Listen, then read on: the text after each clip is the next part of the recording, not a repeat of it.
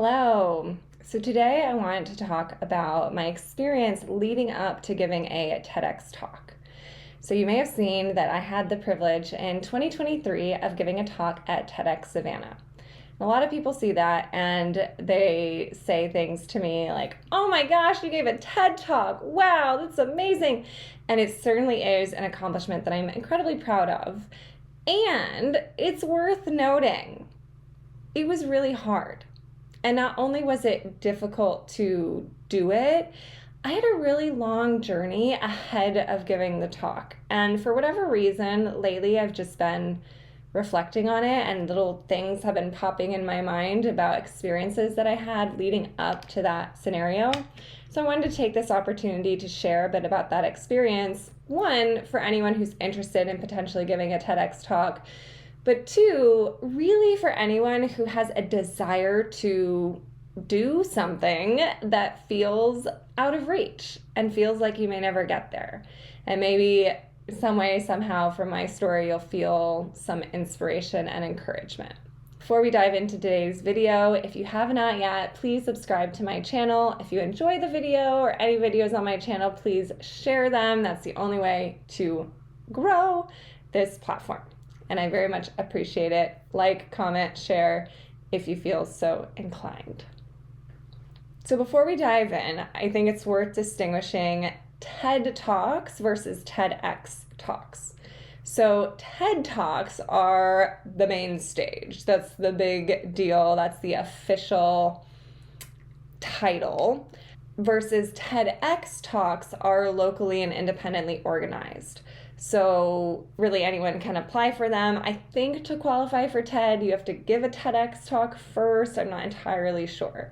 All I know is that as a little background to make this story make sense, I had been living in New York City and working as a speech coach. I still work as a speech coach for the same company based in New York City, and I was teaching and still do teach public speaking.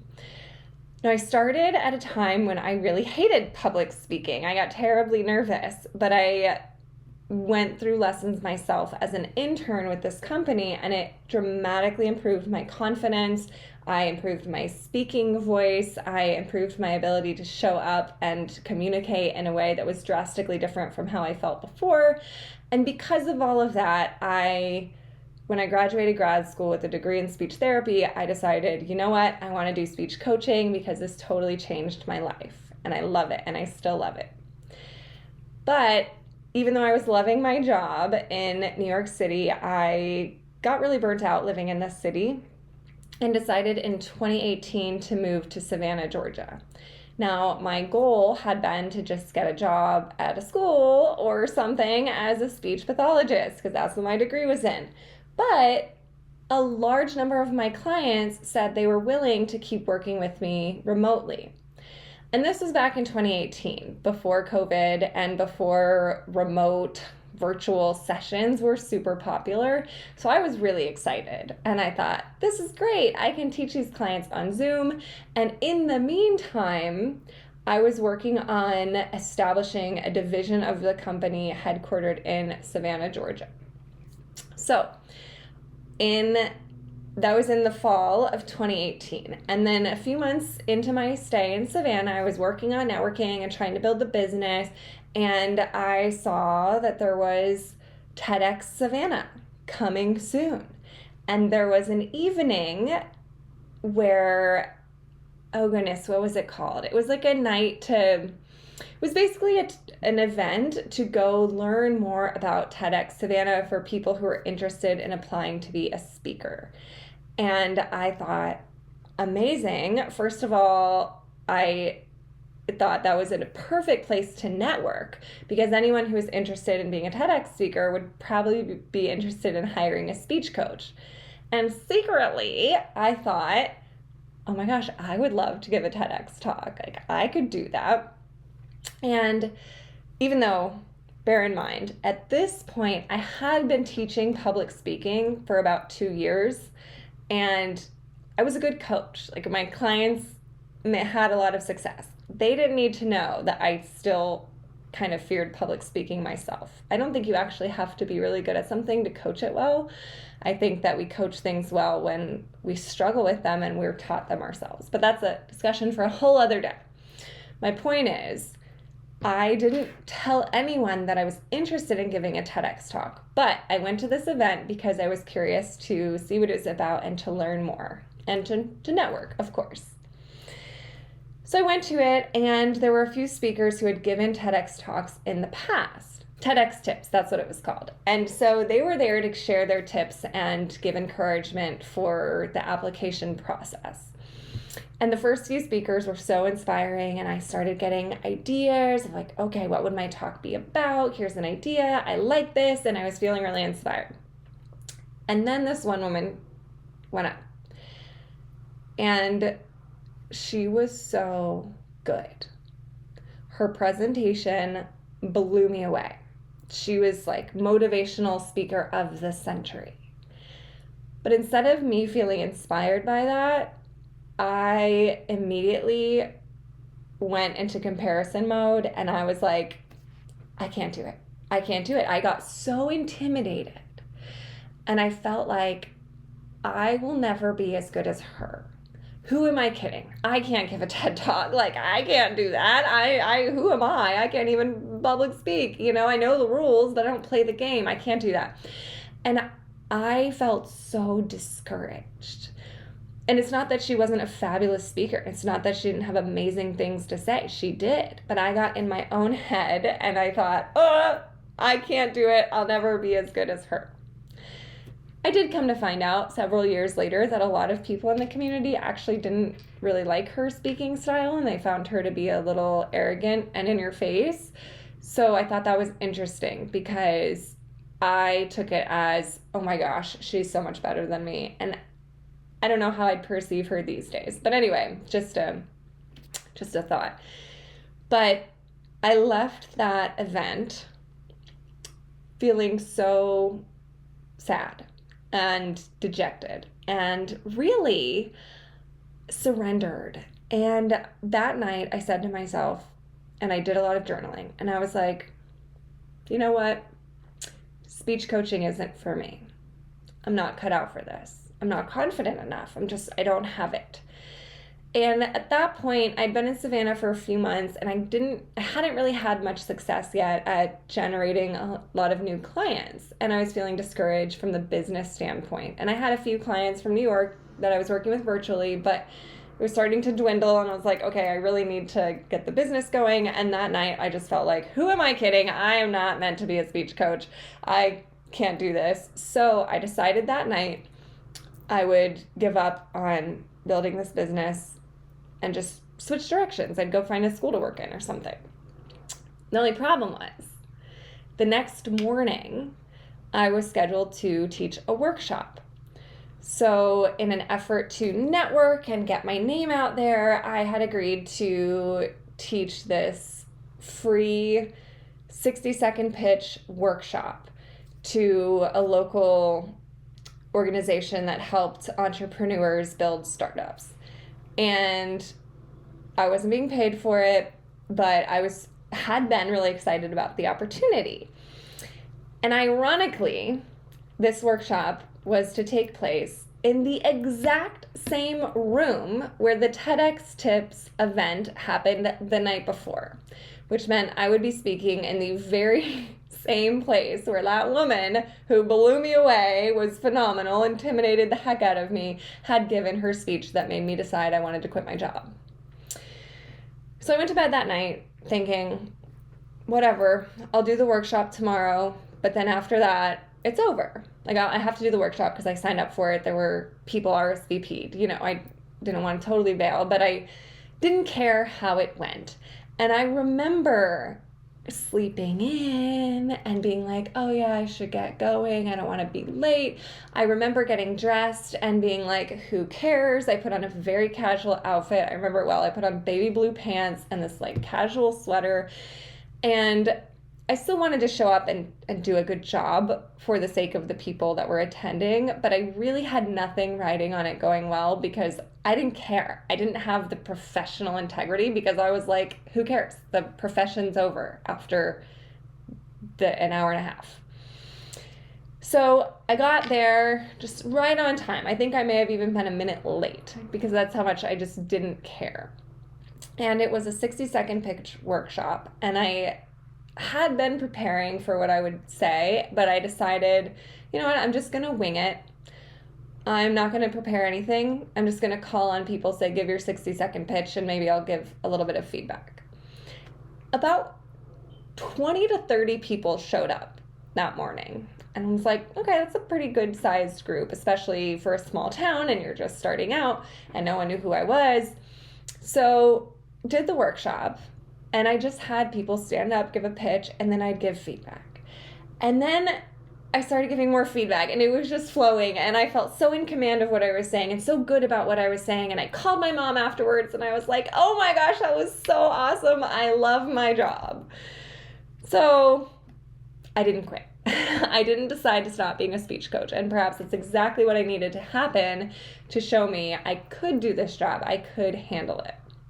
But that whole experience taught me a very valuable lesson in the power of surrender. And in this case, kind of the power of not caring. Like, I didn't care if it was going to go well. But I'm cautious to say that because I don't want you to take that to mean that, oh, okay, we just don't have to care about anything, just go do whatever. It still went well because I still had the technical skills. I still had the knowledge and the information and the ability to impact people. So it's not like I was showing up totally unprepared, but I didn't feel the pressure that I would normally feel public speaking. So normally at that stage in my life, to public speak would make me very nervous. But I didn't get nervous at all that day. I was so casual.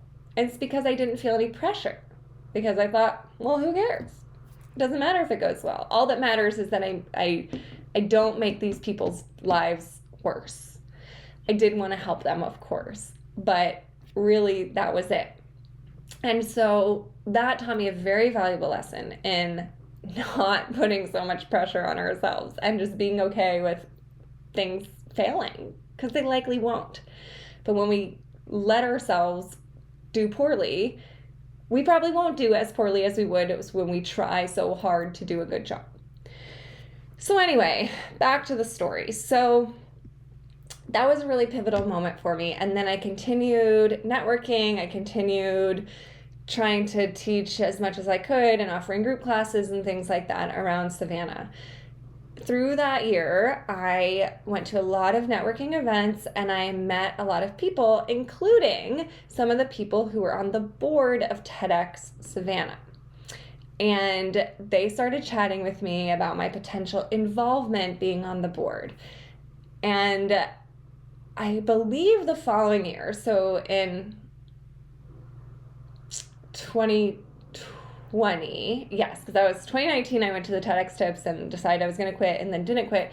2020, I went to the TEDx Tips event that year and I saw this woman who was on the board who I'd known from various networking and functions. And she asked if I was considering giving a TEDx talk. And by this time, I felt a lot more confident in myself. And I said, yes, I am. And she said, great, let's get coffee and talk about your idea.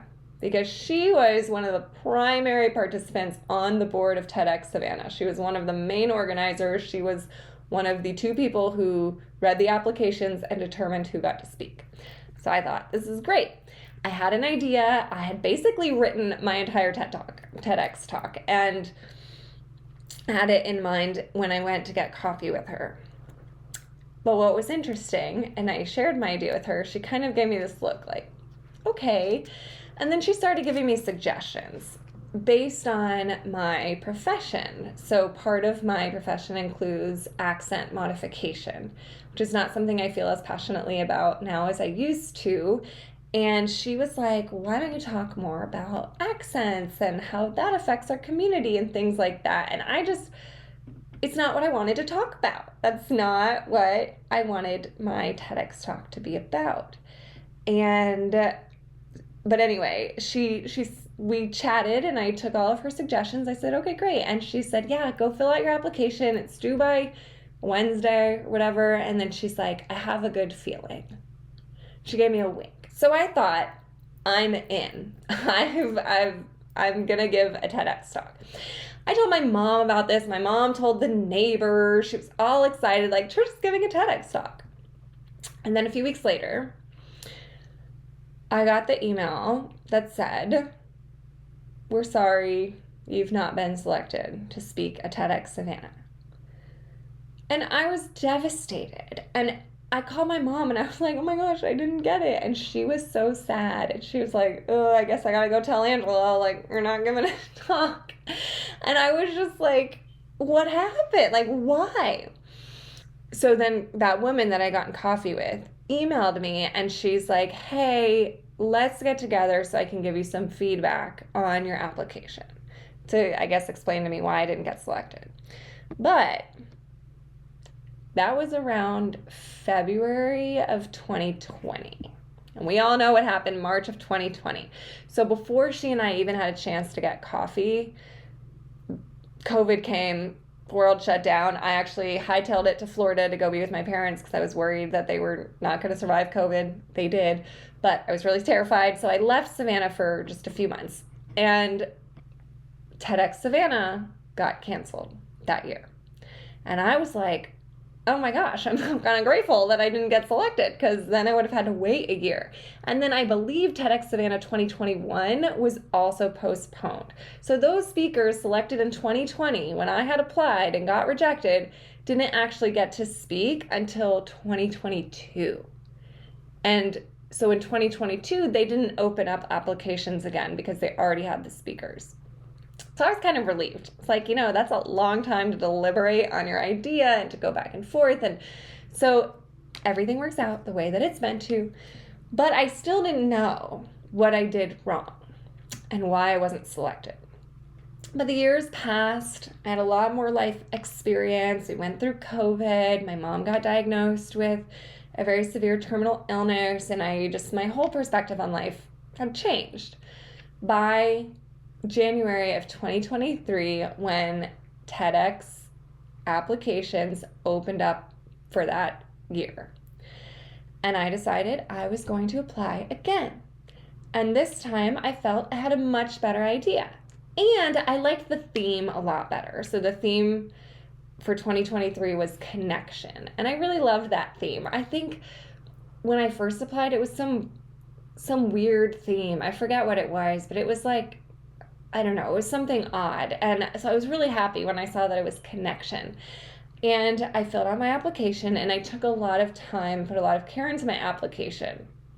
And it was selected to go to the next phase, which is then you do an in-person pitch. And I did my in-person pitch and then I got selected and I was able to give the talk. So it all worked out. And what I will say, in case you're considering giving a TEDx talk, something that helped me with my application is I had basically written my whole talk, which is what I did before when I applied in 2020, and I still didn't get selected, but I still think it really helped me with the application.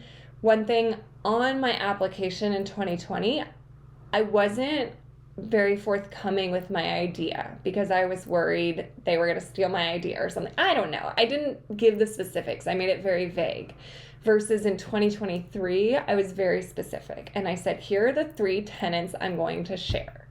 And I did change some things along the way, but I basically had it mapped out what my talk was going to be about. It's only 10 minutes, so it doesn't have to be that long.